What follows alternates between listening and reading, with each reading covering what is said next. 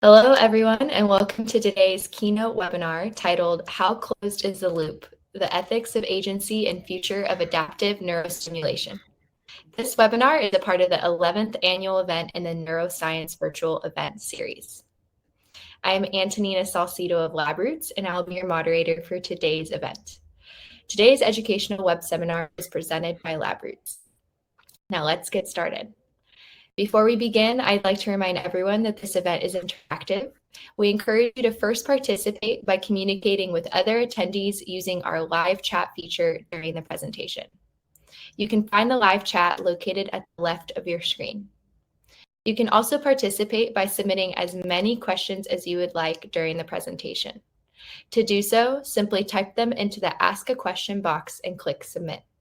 We'll answer as many questions as we have time for at the end of the presentation.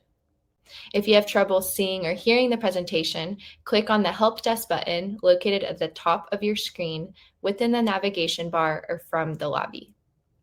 Finally, as a reminder, this presentation is educational and offers free continuing education credits. Click on the Continuing Education Credits link located in the Abstract tab from the menu at the left of your screen and follow the process to obtain your credits. I now present today's speaker, Dr. Timothy E. Brown, Assistant Professor at Department of Bioethics and Humanities at the University of Washington School of Medicine. For a complete biography on our speaker, please visit the Presenter tab from the menu at the left of your screen. Dr. Brown, welcome. You may now begin your presentation. Thank you so much for that introduction. It's an honor to be here for LabRoots this year. This is my first time, so it's again an honor. So thank you. And yes, this talk is called "How Closed is the Loop: The Ethics of Agency and the Future of Adaptive Neurostimulation." And just to decipher the title just a little bit, we're going to be talking about neurotechnologies. So these are devices that are implanted in the brain or spinal cord or interact with the peripheral nervous system that produce either assistive or therapeutic effects. And this talk will be about some of the mechanisms of how those devices function and how they render people, I don't want to say vulnerable or exposed, but how they position people with regard to their personal, interpersonal, and sociopolitical lives. And this seems like a departure from most conversations about these technologies, but I think you'll understand. But for the time being, let's go on a ride. I hope it's a good one. So let's begin. So brain-computer interfaces, especially what people are calling neuroprostheses and assistive robotic devices, have the potential to transform medical practice and interpersonal life. I have two examples of these kinds of brain-computer interfaces. On the left, there's the BrainGate project, which is a system that uses an electrode array called the Utah array to connect a person's brain to a robotic limb. And that robotic limb is controlled through intentional changes to a person's neural activity. So a person is trained to modulate their own neural activity. Those changes are picked up by an electrode, a very complicated electrode, decoded and turned into signals that actuate a robotic limb. And here, a woman named Jan is using the system to pick up a bottle and drink from the bottle, which is an amazing thing. Future iterations of this system, BrainGate 2, will use wireless technology, which is exciting and amazing. But on the right, we have a more sleek-looking, futuristic,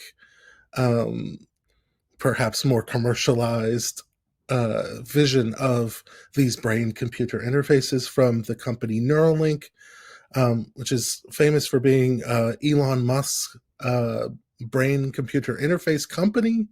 Their vision of the future is to implant electrodes across the brain in a variety of areas that are capable of both recording from the brain and stimulating the brain. The plan is to connect all these electrodes to a convenient access port, implanted and connectable behind the user's ear, to have a single port in and out, and to drive stimulation and sensing across 1,000 electrodes almost simultaneously.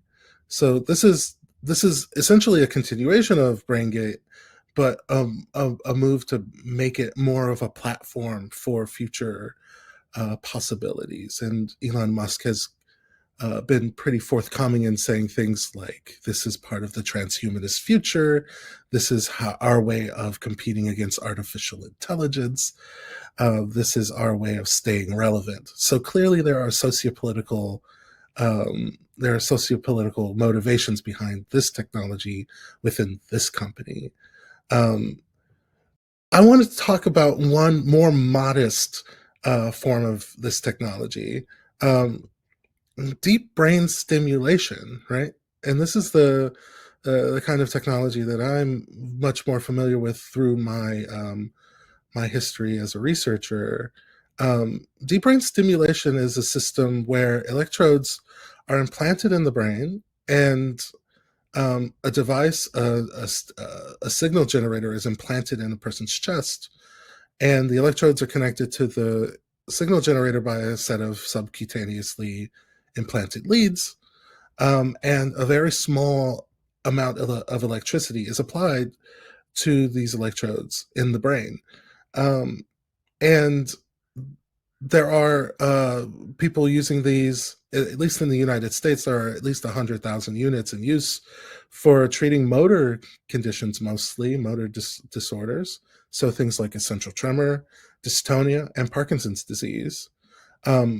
But if there is a condition that has some correlate in the brain, they are trying to use or trying to figure out ways to stimulate the brain to produce a therapeutic effect in that condition. So psychiatric conditions like OCD, depression, things like addiction, obesity, there are clinical anxiety.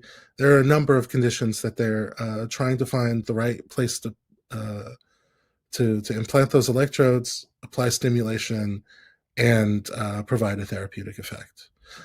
So what are the benefits of this intervention? There are fewer pharmaceuticals necessary. There's less damage. Maybe it's reversible. You can explant the electrodes. You can explant the device. There is debate over whether or not it's truly reversible.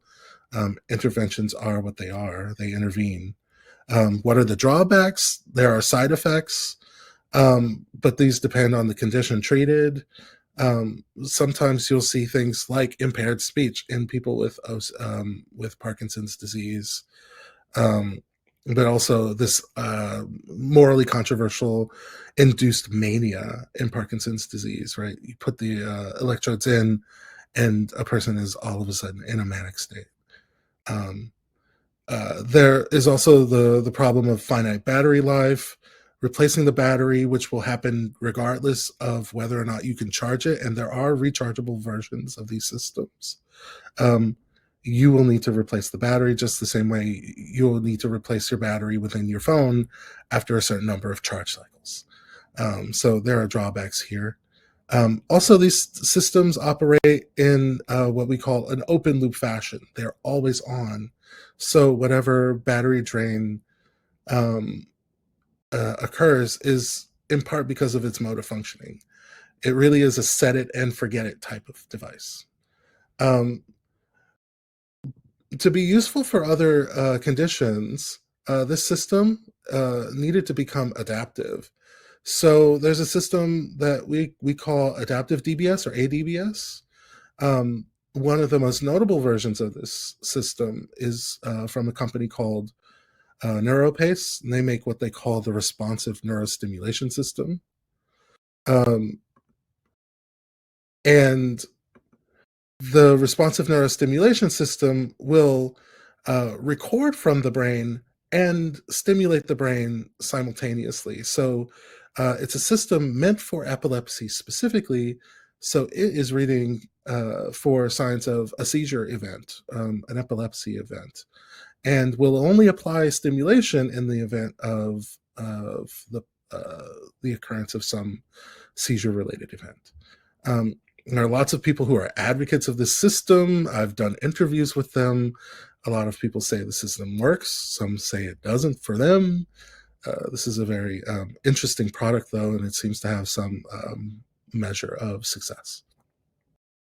There are also systems where other assistive devices are bolstered or made better through the use of neurotechnologies. So in the case of prosthetic limbs, there's the possibility of what we are calling biomimetic somatosensory stimulation or feedback, where signals are collected from a prosthetic limb, sent to a brain implant, and are felt by the user of the brain implant prosthetic limb combo. That way, a person can feel what the prosthetic limb feels. This is a strange way of putting it, I know, but the idea is that one could increase a sense of ownership over a prosthetic limb or a prosthetic device by giving them the feedback um, that comes from that limb or could come from that limb. This, in some preliminary studies, induces a feeling of ownership over the device, embodiment with the device, so the device feels more like their arm, like a natural arm. And it also can increase dexterity with the prosthetic limb. So things like proprioception, knowing where the limb is in space as you're using it. There is a lot of preliminary data showing that this is a possibility. In fact, a number of researchers here at the University of Washington have created a VR platform for testing out improvements that could be made to prosthetic limb design and feedback in virtual reality and soon augmented reality. So really cool projects there. And then to sort of go to the next step, right? Or to see what the nuts and bolts of this kind of technology could be. We have here Rajesh Rao's work. Rajesh Rao is here at the University of Washington, one of my colleagues, and co-director of the Center for Neurotechnology here at the University of Washington. And much of his work is concerned with the possibility of building what he calls neural co-processors. So this is a thorny subject. Well, not a thorny one, but a very dense one. So I'll try to piece it apart.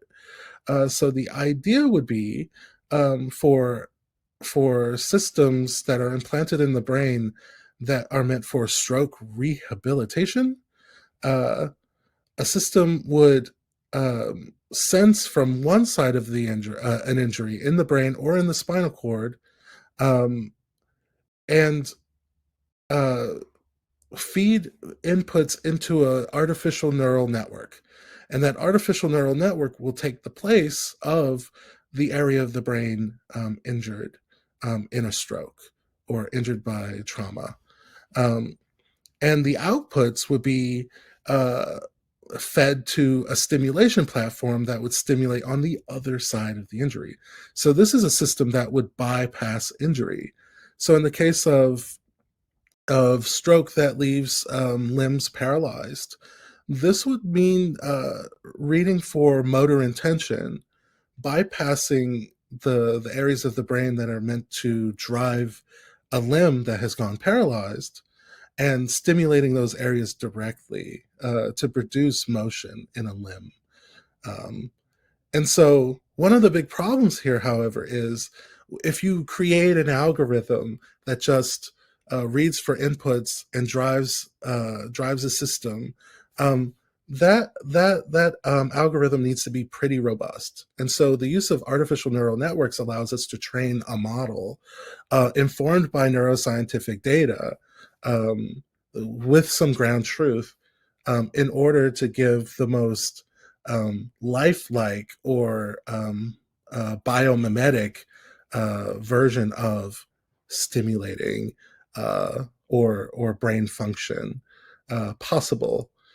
um, Raj also gives us the possibility of the system learning to stimulate better, to produce better hand motions. So, figuring out what the model of hand motion should be for standard tasks like grasping or eating or things like that.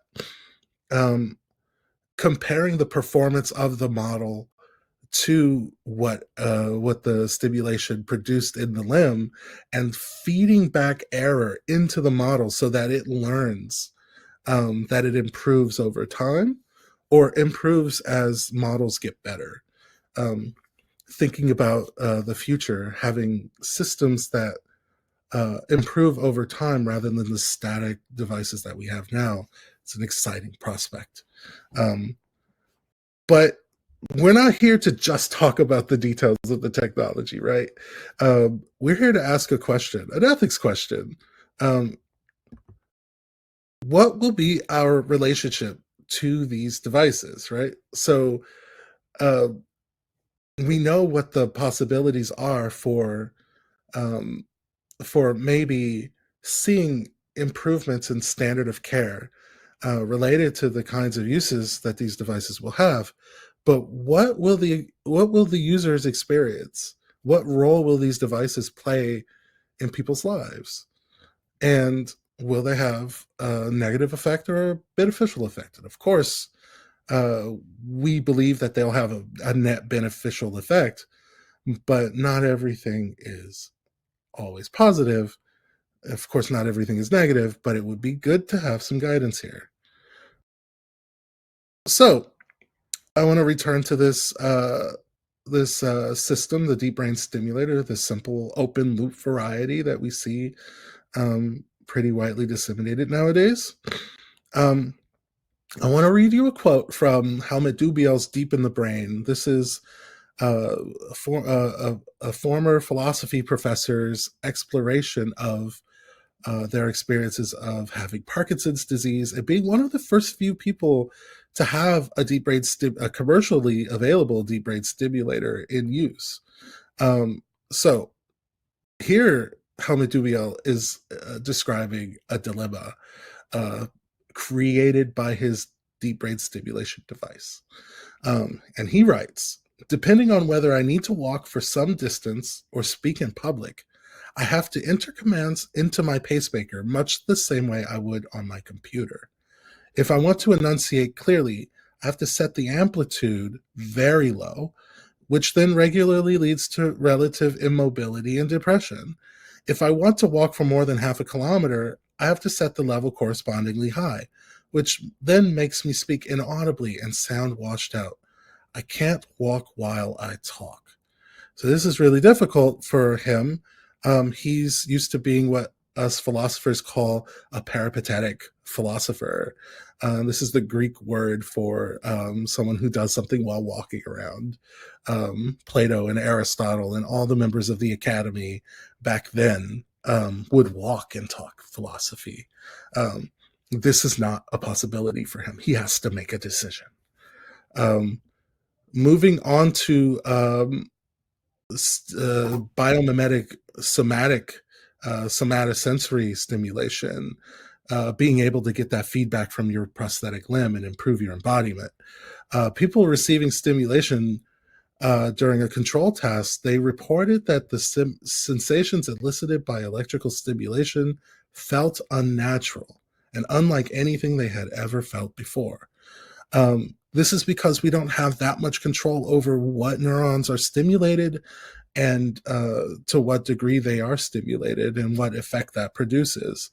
We do not have a good grasp of the models of sensory activity or sensory stimulation. They are improving all the time, but these models that we have produce some pretty interesting effects in their users. How will this affect interpersonal dynamics with people? Will it make using such a device difficult? Yeah. Uh, and will it make it difficult to be an agent, right? So this is the language that I started off with, agency. So will it be difficult to make plans, follow through on them, and digest the results of those plans and make plans for the future? Will it make it difficult to act? These are the questions that I have. So in the interest of answering these kinds of questions, me and my research group, we put together a grant for the National Institutes of Health, and we did a number of interviews with people and did literature reviews and discourse analyses and tried to figure out some kind of theoretical model for thinking about how people are agents with their devices. This is the result of that research, or at least part of the result of that research. We came up with what we colloquially call an agency map. And this I think was a really fun exercise of figuring out what the conceptual categories for exercises of agency are, and figuring out some of the nuts and bolts of how they work in the use of brain-computer interfaces. So here we have 4 domains of agency, right? We're an agent insofar as we're able to act authentically, given our conceptions of ourselves. When we have the privacy that we want, um, and that's not just to say we want to conceal all of our information for ourselves, but we want some people to have access. We want some people to not have access. Um, we want, to be able to negotiate that at will. Um, we uh, we have agency insofar as we trust others and are trusted to act on other people's behalf. And neural devices are in that loop in interesting ways. And we exercise agency insofar as we take responsibility for our actions, um, and neurotechnologies can disrupt that ability to take responsibility insofar as they have some autonomy of their own, right? And so these are the dimensions that we proposed, and we received a lot of good feedback on those. Um, I took things in a slightly different direction in my own personal research. I asked the question, what kinds of partnerships do users have to build with their neurotechnologies?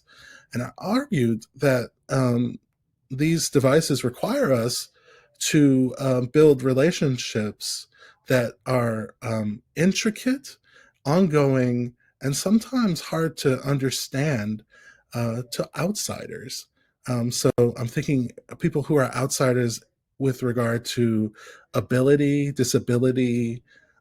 So people who are disabled interacting with people who are able-bodied may not understand the relationship a person has with a wheelchair, may not understand the relationship a person has with a prosthetic limb, because it's not the same relationship you have with other devices, right? It's a deeper one, it's a closer one, um, and so this is the framework that I proposed, um, that we build these partnerships with devices where we're not just relying on the device as a tool. That's a possibility, but some people do something different than that.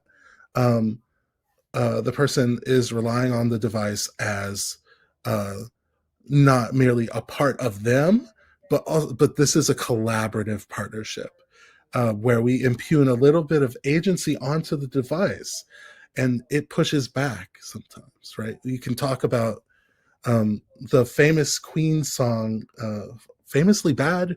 Was it famously good?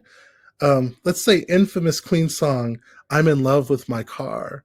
Um, how can you fall in love with an inanimate object? It's interesting, but lots of us have that experience where we have a relationship. We talk about our cars as cantankerous. They don't want to do what we want them to do. They have a mind of their own. The same goes for wheelchairs and prosthetic limbs. And I think I found that pretty interesting. Um, let's dig into the anatomy of a closed loop deep brain stimulation system to see some of the parallels here. Um, and so I said earlier that a deep brain stimulation system works in an open loop way. That means it just you turn it on, set it, and forget it. A closed loop system is doing a number of things. It's recording from a bunch of different electrode sites. It's looking out for a bunch of biomarkers because of where those electrodes were implanted. And sometimes it takes in external data sources. Some systems will use facial recognition, some will use chemical sensors in different areas of the brain, some um, will use peripheral nerve information in the case of prosthetic limbs. um, Lots and lots of different data sources synthesized into one for the sake of analysis. So analysis can come in the form of filtering out some data, extracting different features, like when a person is, intentionally trying to control a thing, um, and making a decision about how to apply treatment. Um, and so all of that drives um,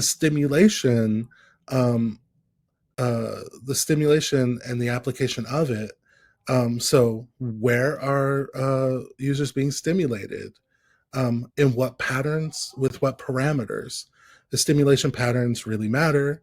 It can create long lasting effects after the stimulation is over. Um, and then there are different modes of control. So a brain computer interface triggered system uses your neural signals that you control to kick the system on and off. But an adaptive or closed loop system keeps the user relatively out of the loop by making those decisions on its own about when to apply stimulation or not.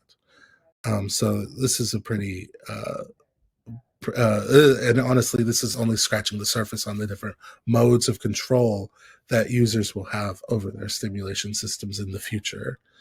Um, and so we come to some of uh, the deep content of this talk. This issue of being kept in or out of the loop, right? So we started off with the concept of an open loop system that always works. Now we have the concept of a closed loop system that is doing all of this work, but are users in their relationship with the device able to be in the loop? Are they included in the decision that the device is making in real time? And so Philip Kellmeyer asks, and his group in Freiburg, at the University of Freiburg, ask if being included in or excluded from the decisions made by closed loop deep brain stimulators, or um, being in or out of the loop, strengthens or weakens the user's capacity for autonomous agency. Um, and in so asking this question, he's asking probably a much simpler question. Is it helpful for the user to be brought into the decisional process, um, or is it overwhelming? Is it more than the user would want? And this is a difficulty. Um, he argues that this will depend on the condition treated, of course, right? So, treating Parkinson's disease is a lot different than treating depression. In a number of interviews surrounding depression, a lot of people would say, I don't want to even be in that decision process at all. I just want treatment. I just don't want to feel depressed anymore. Um, but others, they'll say something completely different. They say that the act of maintaining some device or maintaining um, some relationship related to a device um, is the kind of thing that gives them hope that they're putting work into something and seeing market improvements because of it. Sarah Goering argues that systems, closed-loop deep brain stimulation systems, and I quote, support users in achieving their aims, but we all rely on other people and things, including devices like our cell phones, computers, and so on, to support our activities. And going a little deeper into an example, she writes, we might compare my DBS to a controlling new boyfriend. As the new boyfriend interacts with the system that is me, he may even become part of me, given the regularity or intensity of the interactions. My relationship with him is only one part of the wider me, but it's a troubling one. He changes me, perhaps for the worst. And so the question is then, what happens when we're in the neurotechnologies loop, its ability to make a decision, or its processes of making treatment decisions, and what happens when they're in our loops, when they're in our decisional space as well? So this is a very, I think is a very difficult to parse question.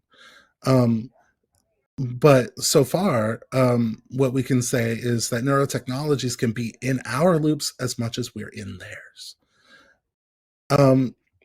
And trust is a big part of being in the loop, right? Do you trust yourself to make the decision to turn the stimulation up or down or make adjustments to it?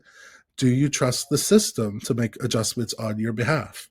Trust is the currency here. So patients must trust this related agent, its sensing platform, its encoding, its sensory stimulation patterns. They must also figure out a way to trust themselves in the interaction with this related agent in competent ways. And here I'm zooming in on the trust quadrant of the agency map, where you can see a robotic limb that senses something, decodes that sensation, and provides sensory feedback to the user. Trust, then, is an extremely important feature of agency, right? Carolyn McLeod writes that the people that we trust have an enduring commitment to acting in a morally respectful way toward us, and we want their actions to accord with that commitment. And that's core to trust.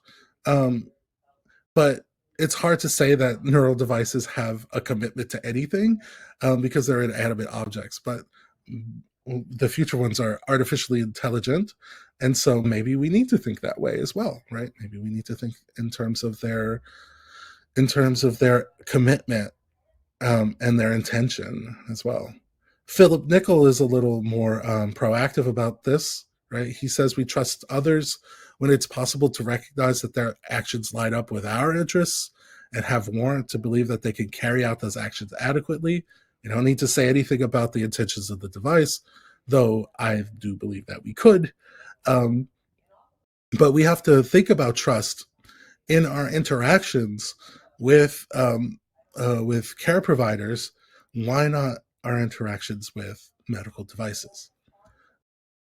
So the being able to trust a device means being able to trust it in ways that line up with our interests, not just in personal contexts, right? So a vast majority of the literatures that I see engage with the possibility that that devices will fail us in ways that are morally salient.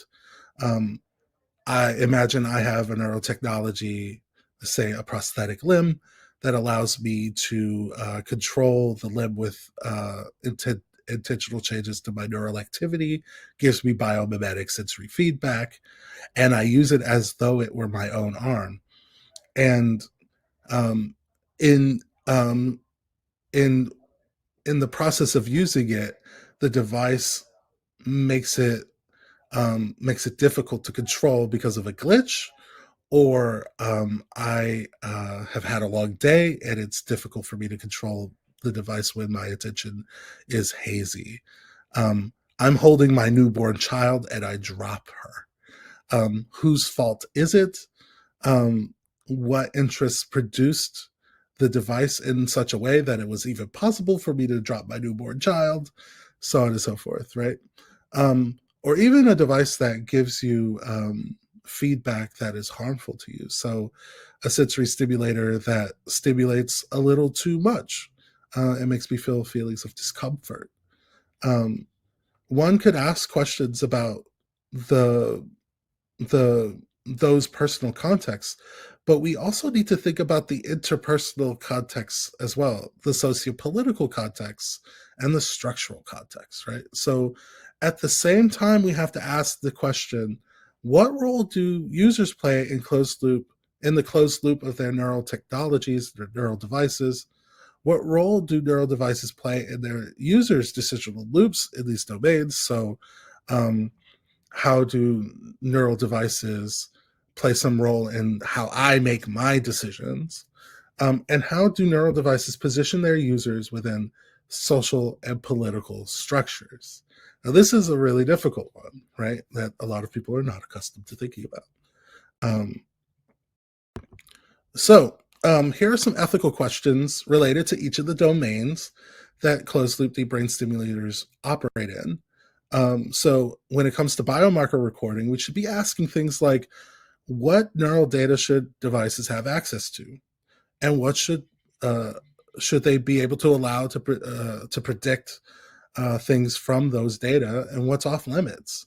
Um, when it comes to analysis of data, um, will algorithms employ categories and ontologies people identify with? We'll talk about that on the next slide, actually.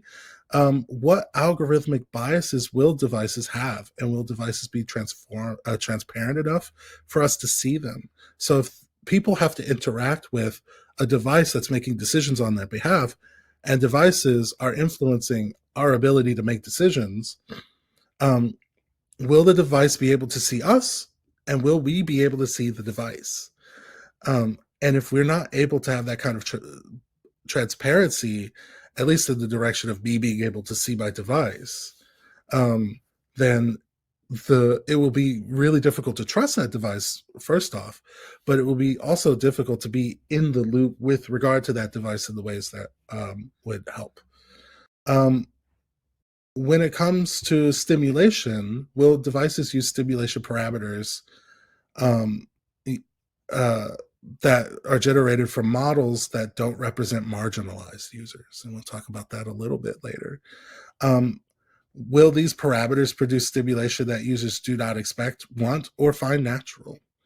And how will interventions integrate with users' interpersonal and personal lives? Um, I wanted to take a little bit of time to recognize a few lessons that I've learned on the way of doing this research.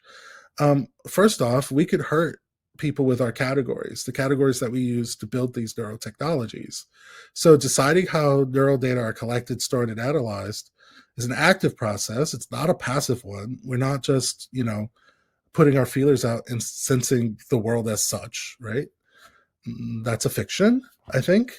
Um, it's an active process, and it can marginalize and disenfranchise entire groups of people. My colleague Robin Demiroff at Yale calls this ontological oppression, and ontological oppression happens when the social kinds or lack thereof unjustly constrain or enable persons' behaviors, concepts, or affect due to group membership. And um, Robin was writing and discussing the possibility that the gender binary excludes agender or gender fluid or queer folks um, in ways that deny their very existence, um, that that put them in a liminal space between the genders that often goes unrecognized. This is an example of why we must critically examine what categories we propose, accept, or reject. Do our classifications exacerbate or create injustices? In the case of the gender binary, absolutely. In the case of neurotechnologies, I believe they could. Especially when it comes to what categories drive tacitly the development of our neurotechnologies, even the ones that we use just for studies. So, for example, many Black people can't participate in studies that use scalp mounted electrodes. These are non invasive electroencephalographic electrodes because they're incompatible with coarse and curly hair.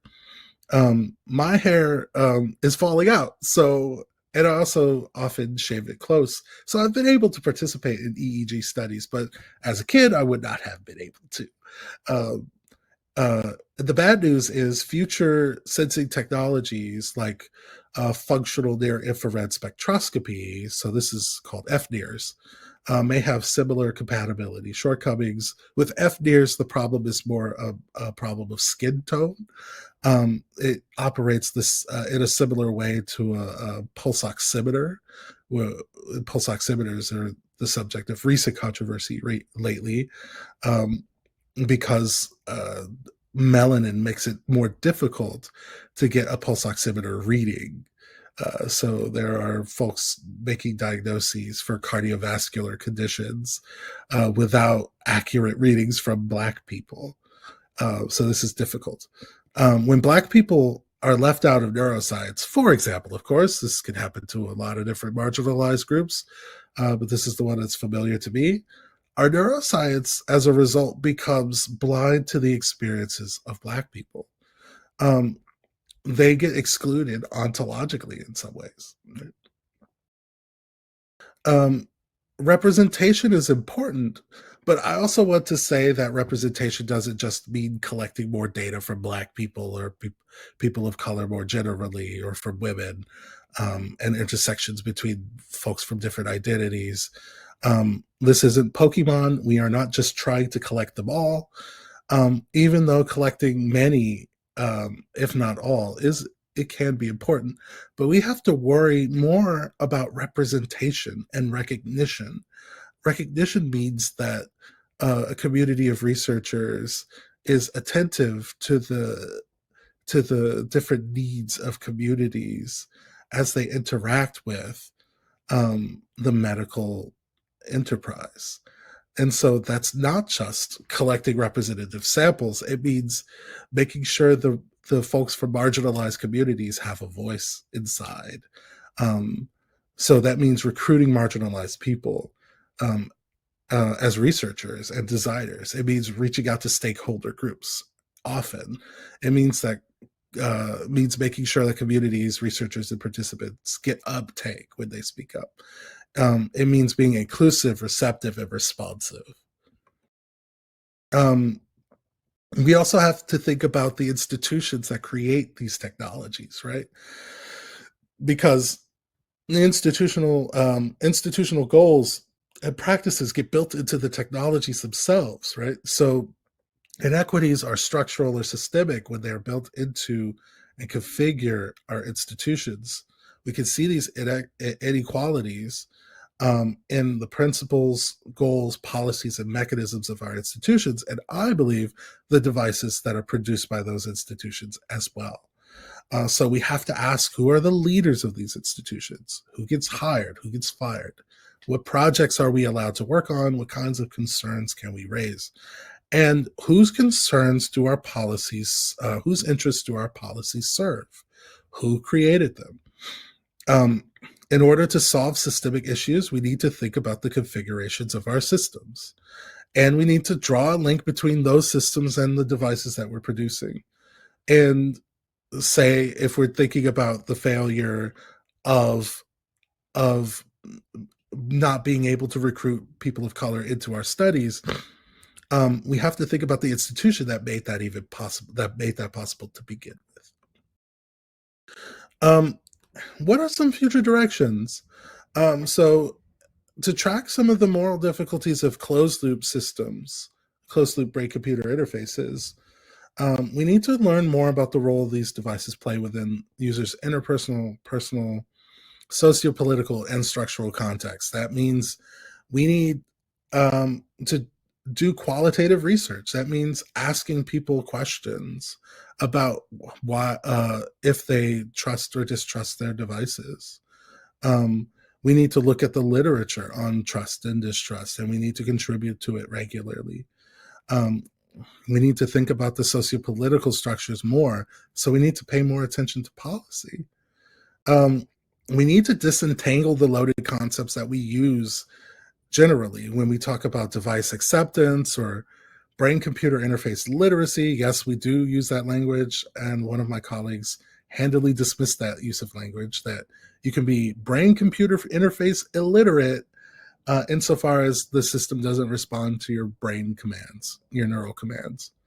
Um, the idea of embodiment, we need to parse that apart, figure out what that means for different people, what it means to own something, um, what it means to model something, or produce a model, or for a system to be driven by a model. We need to really look at these concepts from the sociopolitical context. And we also need robust guidance on the design of neurotechnologies. So the materials used, what algorithms are used, what modes of communication are employed, and what role users have in the shaping of these systems. Okay, I think I'll stop there and we can open it up for questions. Thank you so much for having me, and I look forward to hearing what you have to say. Thank you so much, Dr. Brown, for your informative presentation. And like mentioned, we'll now start the Q&A portion of the webinar. If you have a question you'd like to ask, just as a reminder, please do so now. Click on the Ask a Question box located on the far left of your screen. Now let's get started. The first question here, someone is asking, does DBS assist TBI patients with motor functioning issues? Absolutely. There are some people who are thinking about the use of DBS for TBI. I know that a lot of interventions for TBI are pretty low tech. I've had conversations with VA and with DoD about the different kinds of projects that are proposed. So things like functional rehab are often considered more preferable to a system like a brain computer interface or a deep brain stimulator.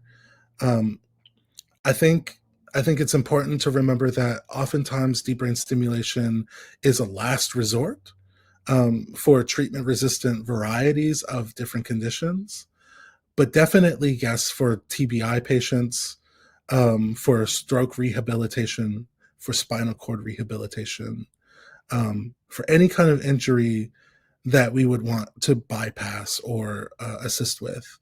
In the in the case of TBI, it may be better to use a technology that can bypass the injury, um, instead of a system that stimulates and tries to promote neuroplasticity in that area.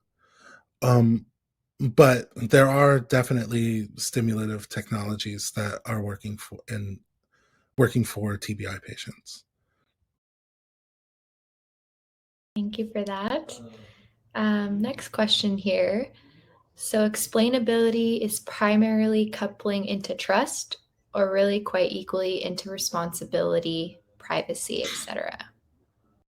I think all of them. Yeah, absolutely. I think when it comes to thinking about the ethics of algorithms and the value of transparency and explainability, um, it really does, or at least that's the proposal on the table, that systems that we can explain will will make it easier for us to exert our agency, right? And so if a system doesn't have alongside it an explanation for its behavior, it's hard to take actions to either correct it or integrate it into our lives. And so explainability, I think, is important. Excuse me. Not only to this concept of trust, even though that's like the focus of my research here today, um, but if we don't have an explanation for how data is shared between us, our care providers, our family members, our caretakers, um, how can we make any headway on negotiating who has access to that data? I can't act on what I don't know. So I think, yeah, it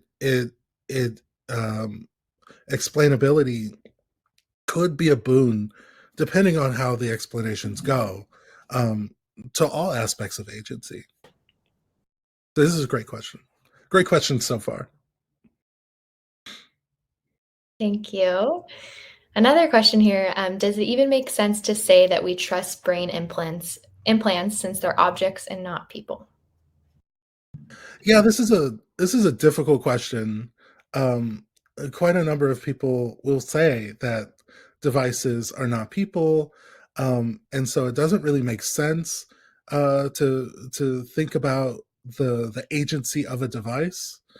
We only need to think about the agency of people. Um, but I think that if we take a deeper dive, we can look at the possibility that when a person um, interacts with a device or an object, they confer agency onto that object, um, and that can often be a helpful way of thinking of the specific quirks or behaviors of the device, um, of the object in question. So one person, um, um, I'm blanking on the person's name. Uh, yeah, a scholar named Belzer, Julia Watts Belzer. There we go. I knew it would come to me eventually. Argues that her relationship with her wheelchair is like a relationship with a person, insofar as she confers agency onto her wheelchair. Um, she can pick up on the fact that it pushes back with her. She thinks of using her wheelchair as a kind of dance. Um, and this is not just a metaphor. This is just her way of capturing her experience of using a wheelchair. Um, we might say it's a little fantastic. I don't think it is. I think we've all had those kinds of experiences. But if we look ahead to technologies that are not just autonomous, but are robustly autonomous, they use neurotechnologies, or rather, um, they're technologies that use artificial intelligent models to produce behaviors that are not always easily predicted. We'll need more language to make sense of how those devices are behaving in tandem with us, rather than just as inanimate objects. Right? Great, thank you. I have time for Mhm. a few more. Another question here, is there a formative ethical theory or theories that guide your work and that you believe should guide policymaking in the neuro device space? That's a great question. I think there are a lot of ethical theories that guide my work. A lot of my work is guided by, um, well, first and foremost, Black feminist philosophy, right? So I'm thinking of a number of the great scholars that have guided my work, like Christy Dotson, the philosopher Christy Dotson. Um, Most recent, well, maybe not recently, Kimberly Crenshaw, whose work on intersectionality is extremely pivotal. Um, I think someone like Jennifer Nash is a recent discovery of mine, who does a lot of work on Black feminist thought as a concept. And I think that's a really interesting space to be in. Um, there are a number of folks working in sociology who are thinking about racism and race through a technological lens, through a science studies lens.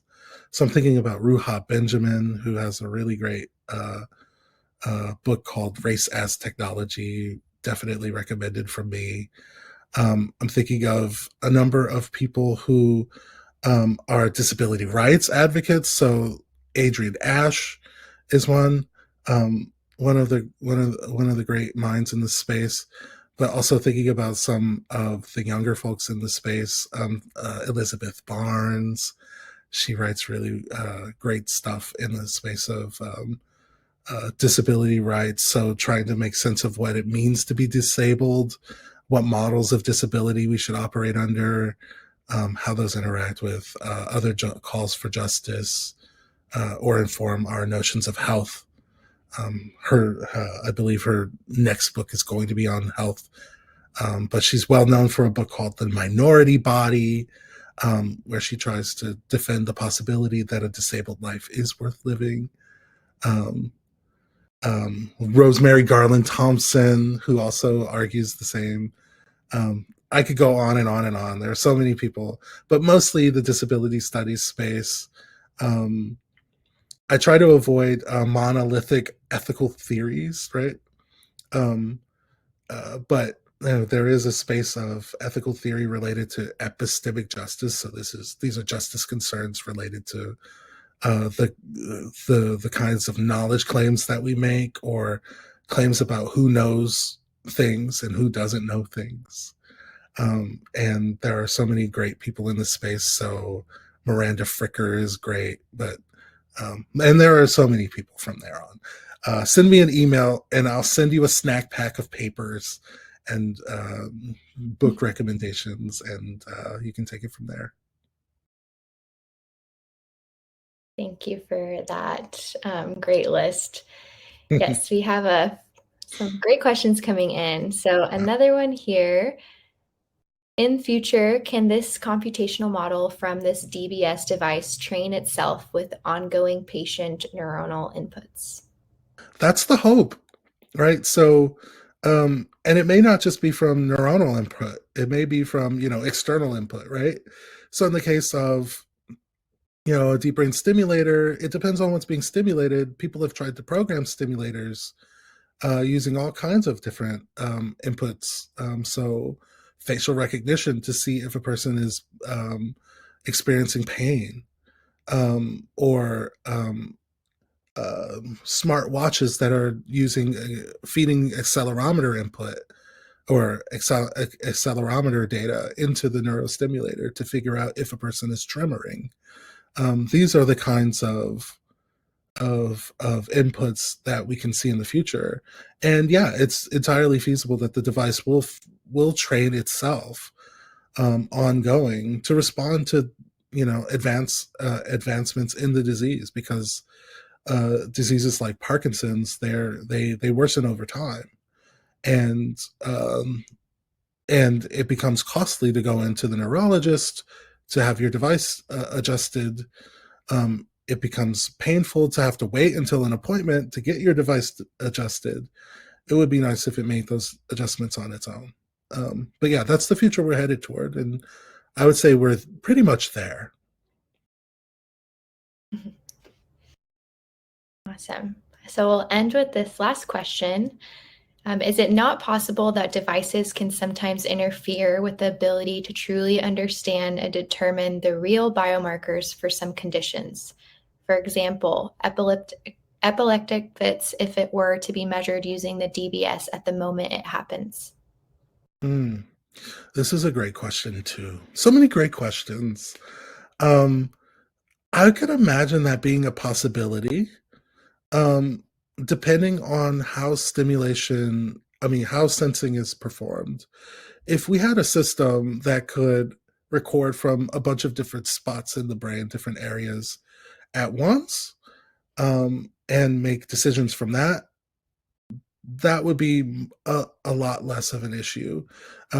But I think of a device like Neuralink or many of the other multi-paradigm um, uh, high stimulator count or high electrode count systems as exploratory, at least at this moment.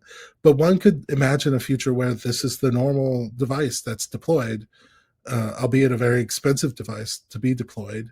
But we could imagine a future where that is the device, and um, it could be the case that through our limited ability to place electrodes, our inability to collect data over longer periods of time.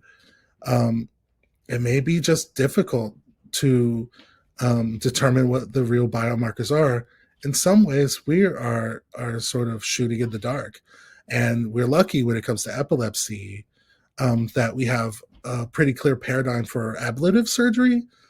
We keep people under observation, use a series of electrodes to measure where their epilepsy activity occurs, offer them, ablative surgery if the brain region is fairly small, offer them this kind of deep brain stimulation device if the area is big and the user's uncomfortable with ablative surgery.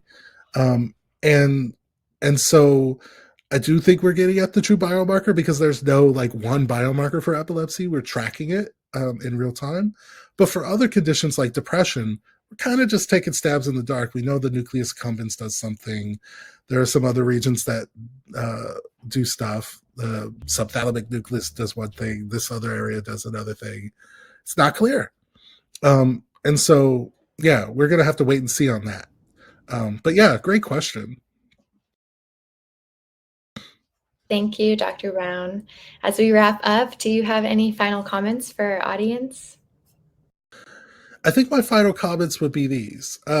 Just make sure going out in the world, if you have any interaction with neurotechnologies, keep an eye out for the sociopolitical, the structural, the the the controversial. Don't sweep these controversies under the rug. But if you're not in the neurotech space, also think about the structural, also think about the interpersonal and the sociopolitical, because it impacts us all, and we can't all do this alone. It's going to take our efforts, our efforts in solidarity to achieve any kind of true change in the sciences. Thank you so much again, Dr. Brown, for your time today and your important research. Before we go, I'd like to thank the audience for joining us today and for their interesting questions. Any questions we did not have time for and those submitted during the on-demand period will be addressed by the speaker via the contact information you provided at the time of registration. This webcast can be viewed on demand for 2 years until March 8th, 2025, and LabRoots will alert you via email when it's available for replay. We encourage you to share that email with any one of your colleagues who may have missed today's live event. Until next time, goodbye.